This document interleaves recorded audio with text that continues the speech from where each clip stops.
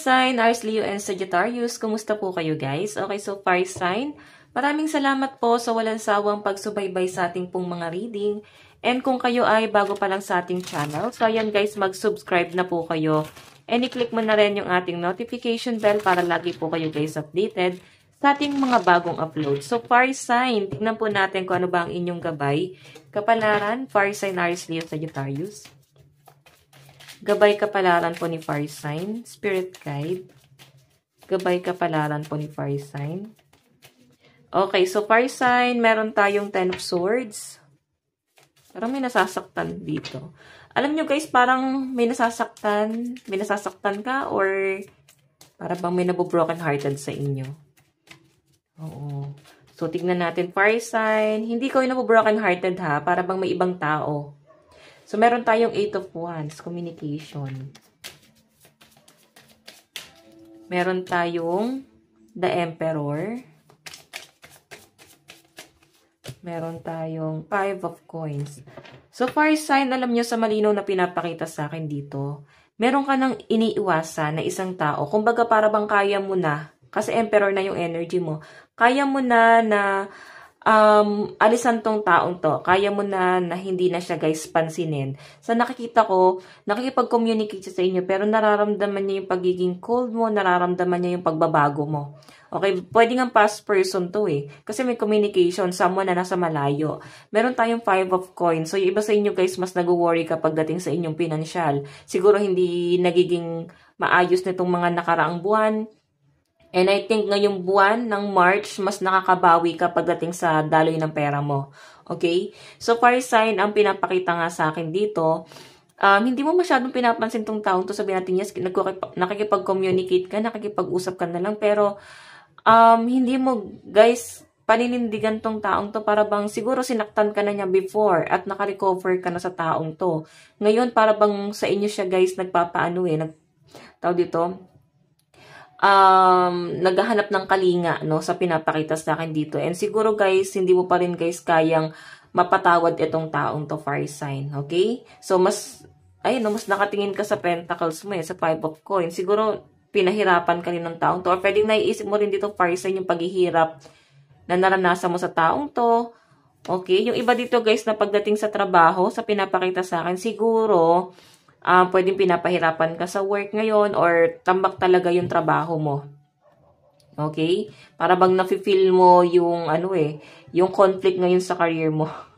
Pero okay yung dali ng pera ha. Tuloy-tuloy siya guys. Nararamdaman mo lang na para bang ang daming pinagagawa sa inyo, fire sign.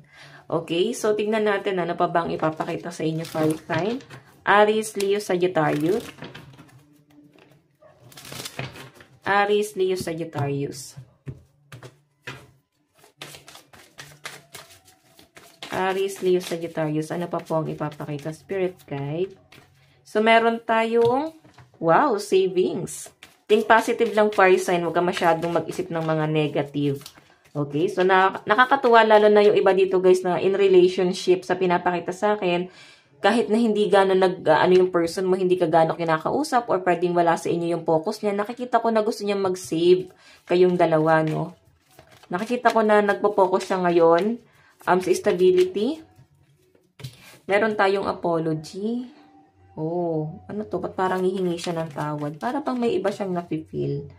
Okay. Siguro guys, may sariling pinagdadaanan ngayon may sariling problema yung person mo na pinagdadaanan niya ngayon. So, fire sign, sa malinaw na pinapakita sa akin dito, hindi ka mapagtuunan ng pansin ng person mo kasi nga, nahihiya siguro siya sa inyo na parang wala siyang mukhang maiharap. Gusto kanyang makita kasi nandito yung adventure, no? Gusto kanyang makita, nakatanaw siya sa inyo, fire sign. Sa pinapakita sa akin dito, parang gusto niyang humingi ng tawad sa mga pagkukulang niya sa inyo ngayon. So, maaring mararamdaman mo yan, ang daming pagkukulang sa inyo ng person mo. Kasi guys, tignan mo, may pambubuli rito. Siguro kinukutya siya ng ibang tao or pwede ito yung nakakatakot niya na baka may sabihin sa kanya yung ibang tao na hindi ka pala niya kayang panindigan, na hindi ka pala niya guys kayang bigyan ng stability, ganon.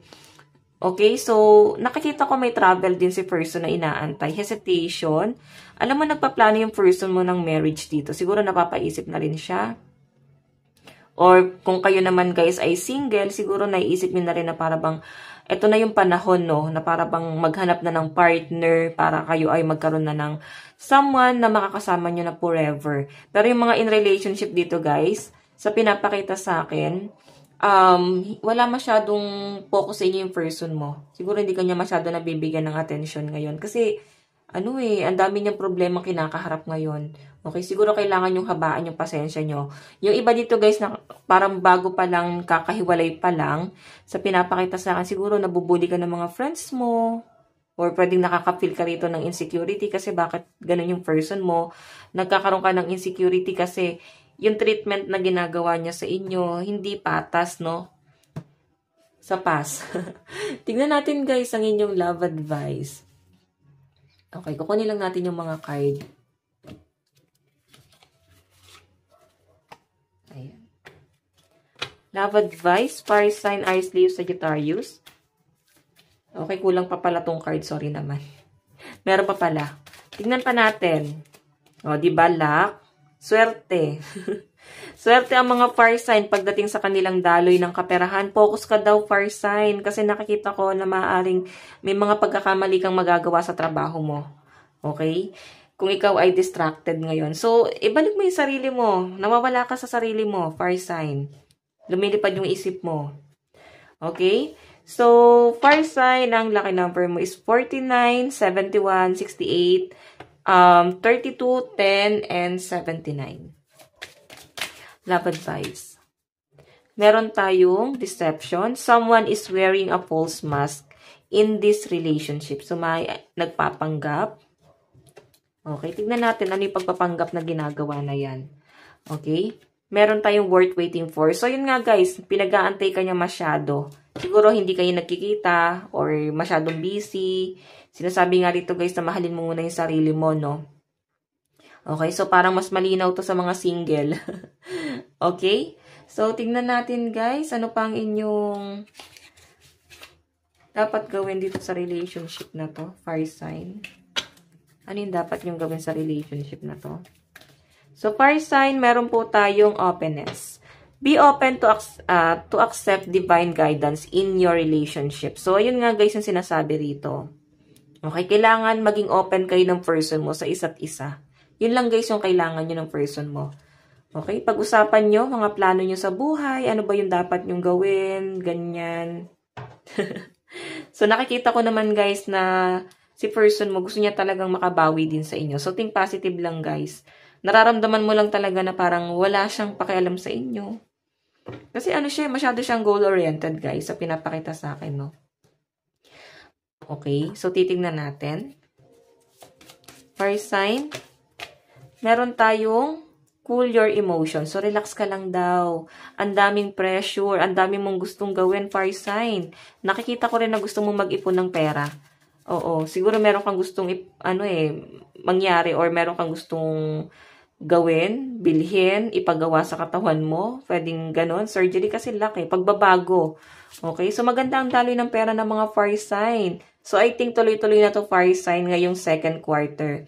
So, hindi pa siya, ngayong month ng March, fire sign, parang ano pa siya. Para bang mangangapa ka pa sa pera. Okay? Nandun pa rin sa point na parang nagiging magastos ka pa rin. Okay? Hindi mo pa rin control yung pera mo. So, ang sinasabi rito, guys, sa second quarter, ayan, doon ka na daw maging magastos. Kasi doon pa mas magiging maayos ang daloy ng pera mo. Okay? So, ngayon, may pagtitipid pa rin, pero maayos-ayos pa rin naman, guys. No? Maayos-ayos naman yung daloy ng pera mo this month. So, fire sign, ayan. Ito lang naman po ang inyong reading hanggang sa muli. Nandiyan yung leave the past behind, no? Kalimutan yung mga nangyari sa past. And mag-relax. Okay, so fire sign, ito lang po ang inyong reading hanggang sa muli. God bless and love you. Thank you.